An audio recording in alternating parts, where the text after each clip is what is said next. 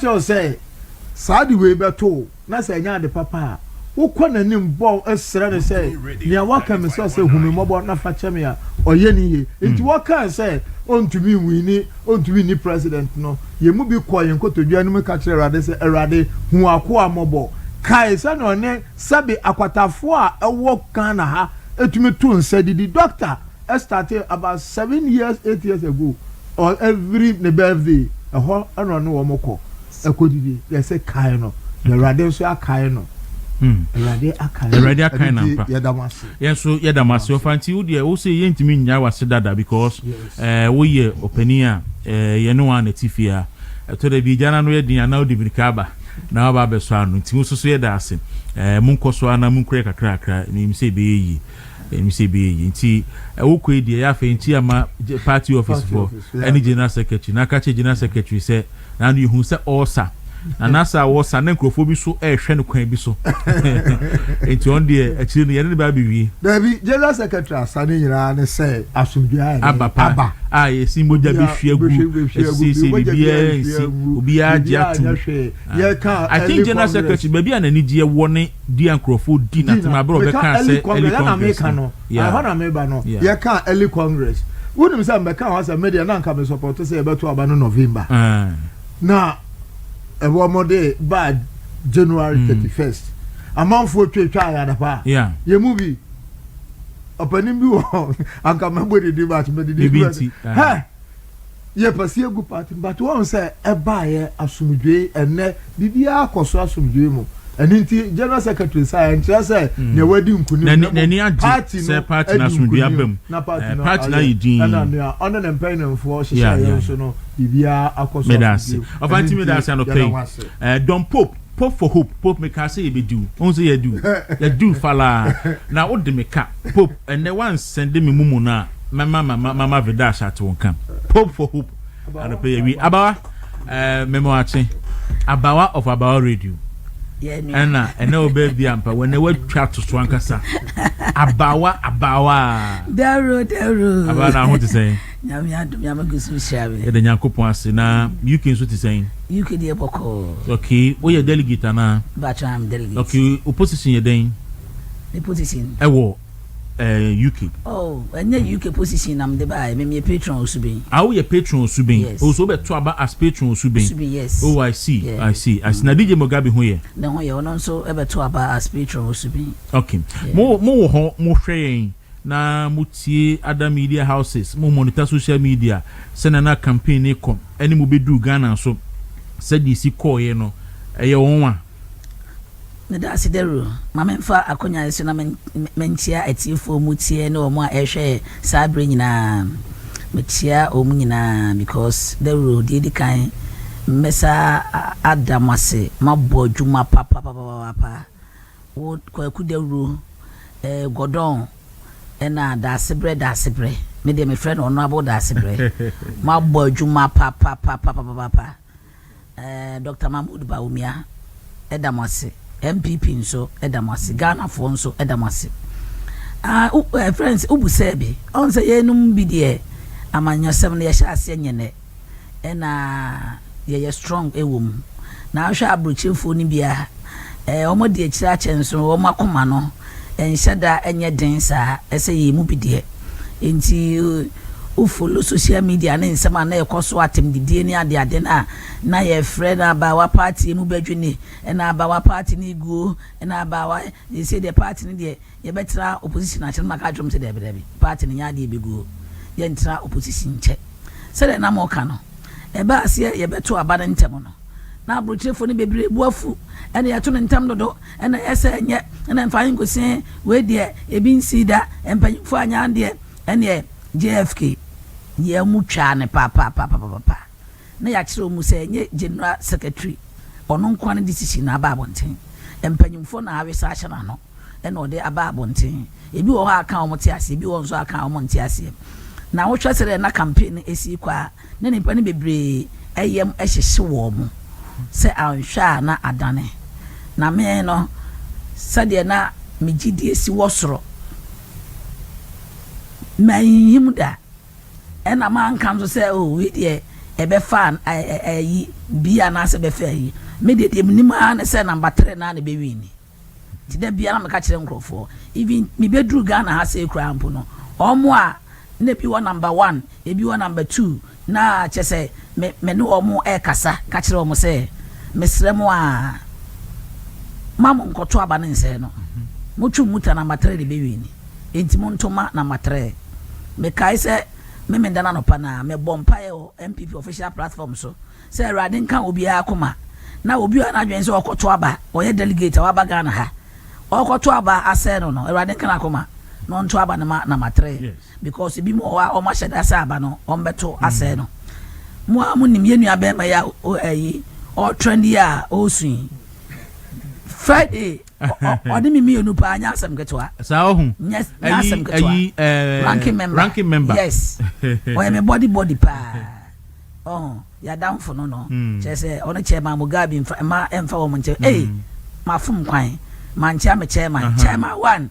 ai chairman Mugabe North London MPP chapter chairman me chia when executive members ni nyina ene Nana Duja Mfikumani be maba Council of Elder opanyi ka chire me chia wo baby am obia na o hwe said the ranking member ne me after the last minute strategy I know mu use ne say omo frame ya o papa ne nanado so on say Bawumia ene Samire di nanado atem sinanado kra hu say o support Bawumia obedwa o papa na me say we nyina anywhere so we nyina ya emfa kwem yeah na say utie statement na me papa maaye Saturday na bibia interest problem bia friend say ho entimi de me di kan ka kire hye bo say ba me ba no me celebrate my birthday with Dr. Mahmoud Bawumia a victory ne nyankopon adom aba bum enti o de Dr. Bawumia victory ne betwi solo ku je obi kan o ti say kutu say bam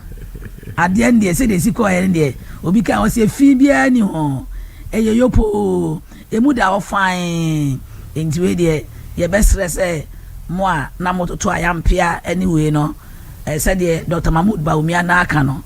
mu nyina momra on board na mo a moya madwen say mo de tintirinti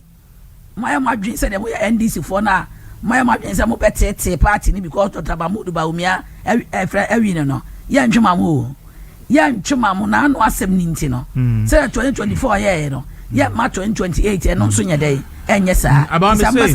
sakramadu no media me see defeat ba e di oya oba yeah nti mo de mo makwan ti na wo no pay ye kasa ye makwan e bi abai ending of this month next month no e bi obi a ya odi bia ba bia ebeko na ye nyina san aka mo e party ba ko but enu ache bere bam na mpanifo try to be reconciliation na ni nyina achi hu se obi a na adwen se party na no person say dia then na obi ase e be ka kire no baby she bia ebe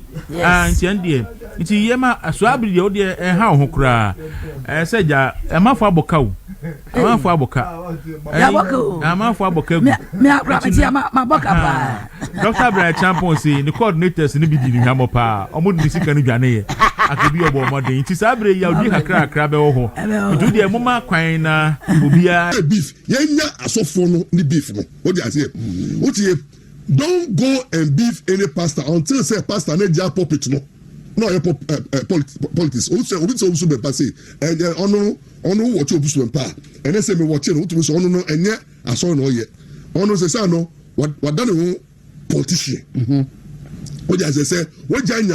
nyame ofre wo no asem na to nchen na ba be ka chen say mama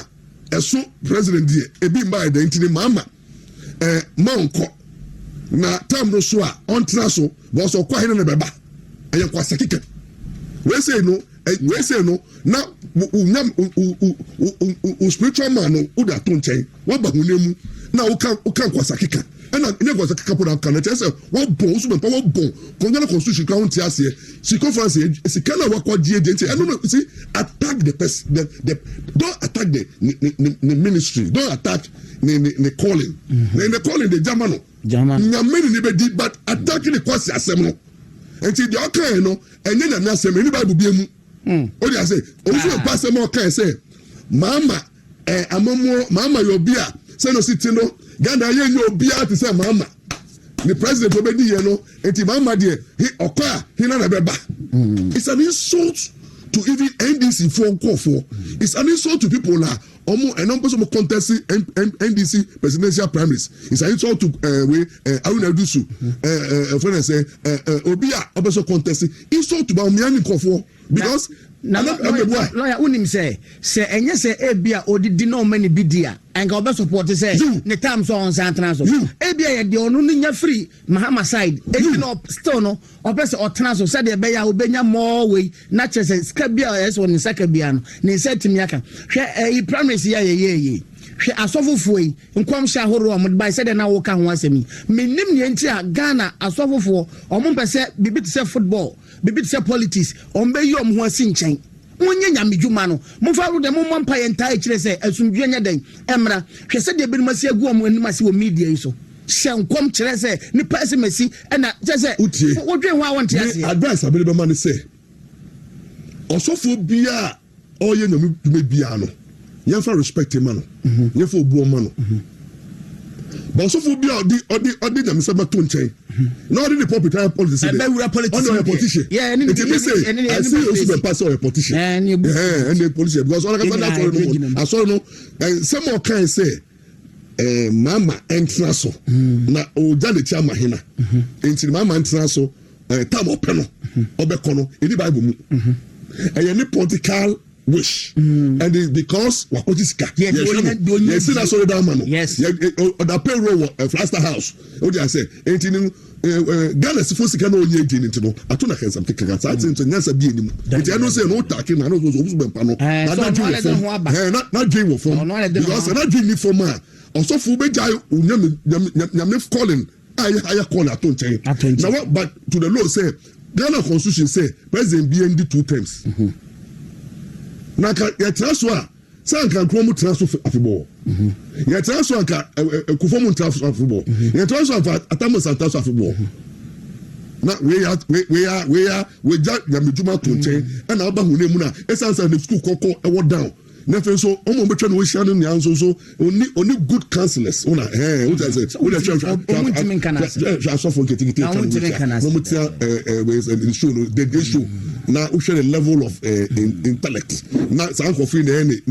board members what I say na san kwasa kike yo kaka and the outaki na nyame kra nim say ono na deserve ene ye de jimie no edos ono pambo say ono so what ya pambo so wanka buru mu asem and wanka na anoint asem ono so mama it's out of no me politicians amode when you deal with them I understand yes o dey say it's say kono asofo mo di omu enia omu ka na asem no you have to respect them more but omu we politics there you want say we are politicians yes and let's deal with them if you so no boshe ma akasa no they say amafo who say Branchampo. Oh Jesus Christ. My feeling papa no. Oh yeah, you feeling no. Yeah, you feeling. Oh yeah, presidential material. Yes, yeah. Yes, so yeah, damasi ofanti wo dey o say yentimi nya wase dada because resilience enipa mi no Ghana ha. Bawumia ni wuntumi. Ye ka say enipa ye di omani a omo kasa Bawumia ni che ma wuntumi ni. Na emu oya. Obi ya campaign na obi say oh ye po obi ani eden ye po obi am say enti Dr. Mahmoud Bawumia ani nya den na 2012 tim ko gina adakam e ko face tattoo papa tattoo o ko face no na obi ani nya den papa we say na ni ase abono nsia nse nzongo mama tattoo obetimi ko face tattoo na ni ase aboden no nsia nse nzongo mama share enya izo aba what me go face tattoo o si na ni nya den oh Valentine do yeah na the rule hot digital FM UK and opebia of chamatum den Valentine me chia opa enti na campaign there ye beye enti e be sremo mo amofra radio so amototo ayampia ni nyina honorable Kennedy ohene Japan say mo amose no can no vote no munyai ka no no kra wa pa ba si wa ma nensa so because enso boro a oso oboro me enka se opampam me oso oni ni nua Dr. Mahmoud Bawumia be ka bo ma ya adwuma enti achitaafo no a Masima no asela mo nam social media so amudi atem no se munyae no can no vote say atwam ye be face NDC for near no makodo mungamu papa obi kan boot for boot so obehwa omu nsem hu na omu di nyina kotongo da boka koko de be any fine go si nyina nam yabato ni ntini ntimi nka obi ankan enti afe na ebraso ye be fifi mu aba me da se Jennifer Queen so ma happy birthday oh Queen